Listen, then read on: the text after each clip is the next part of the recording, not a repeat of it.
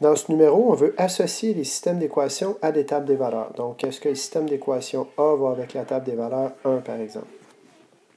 Les tables des valeurs, on a pour des valeurs de x ici, puis les valeurs de la première relation à y, puis de la deuxième. Donc, y1, y2 pour le même x.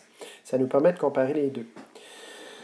Bon, on peut regarder tout de suite les variations, donc le taux de variation ici. Je vais prendre un crayon en noir. Voilà. Donc, ici, j'ai une variation de plus 1 en x.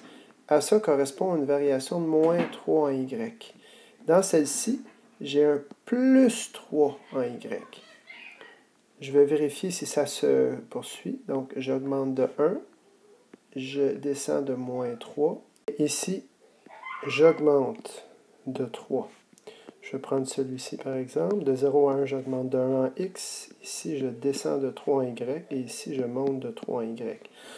J'ai donc, pour la première, le premier taux de variation, j'ai moins 3, A1, moins 3 sur 1, donc moins 3. Puis A2, j'ai 3 sur 1, c'est-à-dire 3. Je peux aller ici, voir tout de suite que j'ai un taux de variation de moins 3, puis un taux de variation de 3. On va donc dire que la table des valeurs numéro 1 va avec le système de relation D. Prenez-en une autre au hasard, celle-ci. Ici, j'augmente de 2. Ici, j'augmente de 8.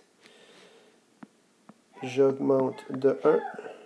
J'augmente de 4. On a donc un 8, donc le taux A1, qui est delta Y sur delta X, ça c'est un delta, égale 8 sur 2, ou encore 4 sur 1.